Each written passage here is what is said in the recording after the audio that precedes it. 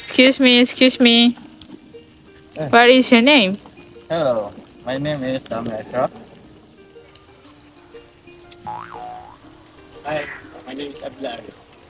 Hi, I am FATIHAH. Hi, my name is NOORIZANAH. Hi, I am FATIN AFIQAH.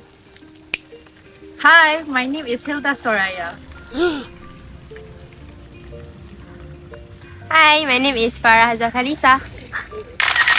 Hi, I'm JASMIN IRDINA.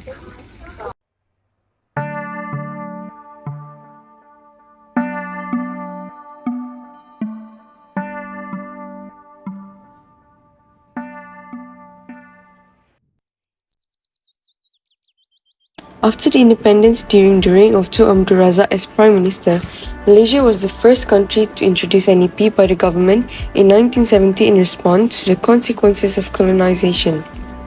The government had to restructure a new policy which is NEP, and the NEP was introduced after a period of ethnic tension and unrest and was designed to address the economic disparities between the Malay majority and the Chinese and Indian minority communities. The problem has clearly persisted, particularly since the country's independence in 1969, when the government believed that a failure to take immediate action towards the country's problem might lead to the country's demise. The majority of problems that are noticeable after independence are poverty, ethnic racism, economic growth, and equity ownership. The package of the new economic policy basically has two main components with the objective to eradicate poverty and to restructure society with the hope that the policy is going to prevent the problem from completely disappearing and from getting even worse. The affirmative action component of the NEP involved measures such as the establishment of quotas for university admissions and government jobs for Malays, the creation of a Bumiputra ownership policy to encourage Malays to acquire shares in a company, and the implementation of the preferential treatment for Bumiputra-owned companies in government contracts. The NEP was originally intended to last for 20 years, but was extended in 1991 with the introduction of the National Development Policy, which continued many of the NEP's affirmative action policies. The NDP also introduced a new emphasis on rural development and poverty reduction, and expanded the NEP's focus beyond the Malay community to include other indigenous groups such as the Orang Asli. The NDP focused on improving infrastructure, increasing investment, and promoting the development of the private sector. It also aimed to increase the participation of Malays in the economy by promoting entrepreneurship and providing access to education and training. In 2010, the government introduced the new economic model, which is NEM, which aimed to shift the focus of economic policy away from the affirmative action and towards a more market-oriented approach. However, the NEM has faced significant resistance from some quarters and progress towards its implementation has been slow. In 2001, the NEP was revived as the National Vision Policy, which had a similar objective as the NEP but with a greater emphasis on promoting the social cohesion and national unity. The NVP aimed to balance the interests of all ethnic groups in Malaysia and reduce the disparities between them.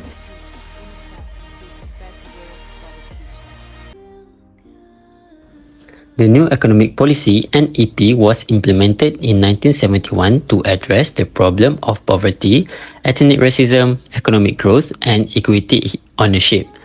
According to Yong Pei Jung, the rate of poverty in 1970 was over 49%, with Malays being the majority of the poor. In 1970, the overall prevalence of poverty was 49.3%, with poverty more prevalent in rural areas by 58.7% than in urban areas, which is 21.3%. Poverty was more prevalent among Malays and other indigenous communities known as Bumiputra, accounting for 64.8% compared to 26% for Chinese and 39.2% for Indians. The second policy problem is about ethnic racism. Malaysia's division was filled by three major divisions, each with significant roots in history. The main divide is ethnic with Malays accounting for 50.8% of the total population. Other communities such as Chinese and Indian Malaysians have not had equal rights and status. This third split did not arise until 1969, when the ruling party lost its majority of 2/3 in parliament, sparking racial rioting and a year of emergency rule. The third policy problem is about economic growth. Malaysia had a major economic imbalance before the 1970s due to income distribution, job opportunities, and ownership and management of economic activities. Malaysia followed a development strategy to stabilize export revenues and income, and the government implemented a diversification policy to boost other economic pursuits. Lastly, the problem of equity ownership. The 1960 census revealed that Malaysia owned only 2.4 million acres of land, which was 5.5% of the total land area. The distribution of land ownership was seen as a major obstacle to the economic empowerment of the Malaysia community, and was one of the key issues the NEP sought to address.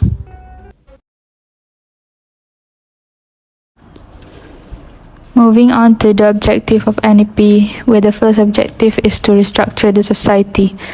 The objective focuses on the strategy to increase the access to land using the land reformation concept through the role played by FATIHAH and IRDINA, by advancing states and areas that are considered backward through the development of new regions such as Dara, Kesedar, and so on.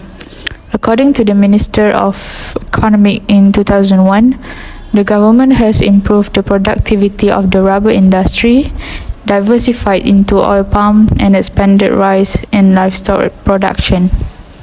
Next, by permitting them to share more equitably in the benefits of economic growth by distributing economic equity ratio to 30% for Bumiputras, 40% for non-Bumiputras, and 30% for the foreigners.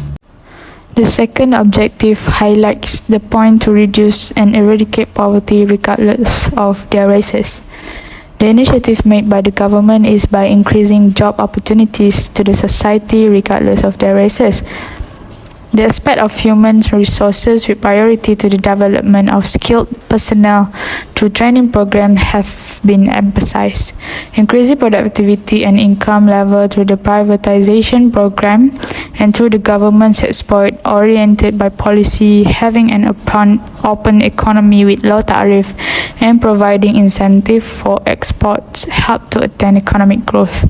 Next, they focus on modernizing the rural area through the implementation of the Integrated Rural Strategy (IRD) by establishing several organizations such as Kesedar, Ketengah, Dara, and Kejora.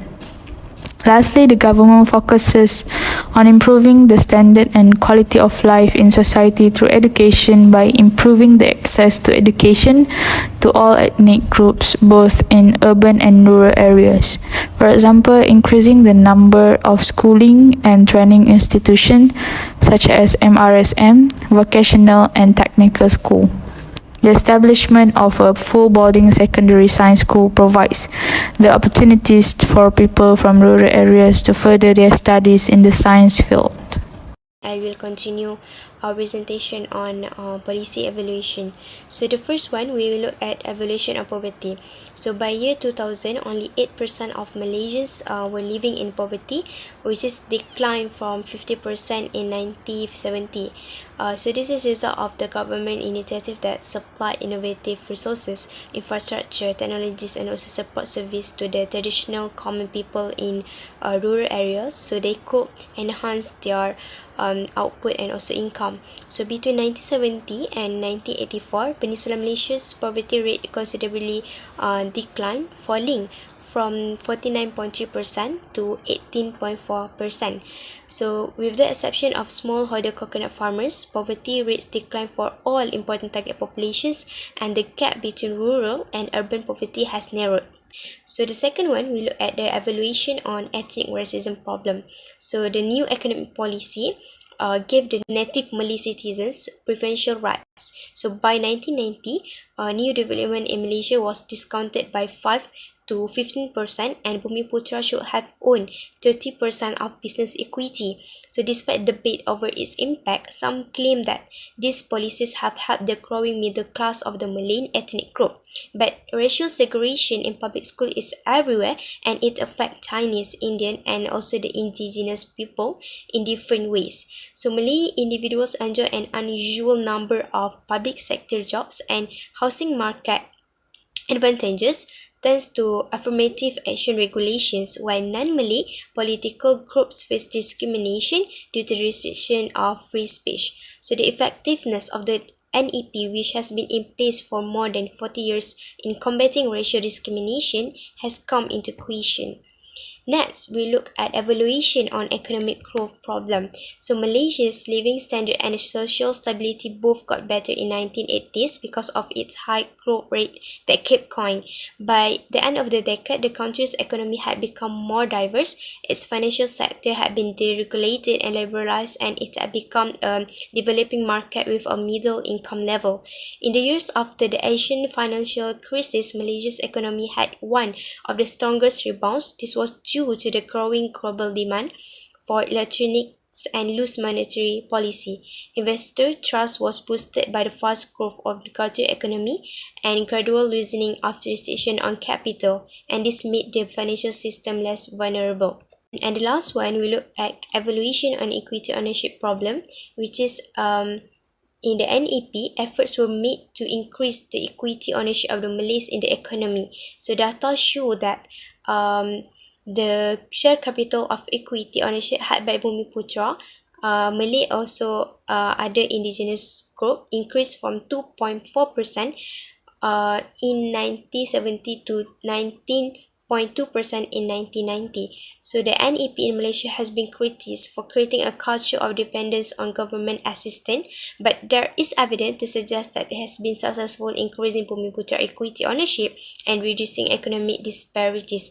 However, the NEP's focus on race-based policy has led to a reliance on quotas and subsidies, resulting in inefficiencies and market distortions that have hindered economic growth and development. Now, I will present about the policy recommendations. Firstly, is to abolish the 30% of Bumiputra share ownership. The government got rid of the 30% Bumiputra equity participation requirement for public listed companies, PLCs, but kept a macro target of 30% for the community as part of a big effort to get rid of restrictive rules from the 1971 new economic policy. Companies that want to be listed must meet FIC's standards and give Bumiputra owners 50% of the public shareholding split. This is meant to make Malaysian businesses more competitive and attract FDI. Secondly, is to empower the Bumiputra wealth ownership. The NEP's goal is to increase Bumiputra equity ownership. This is difficult due to limited access to money. To address this, policies and programs should be put in place to improve knowledge and skills, such as more formalized industry insertion and entrepreneur development programs.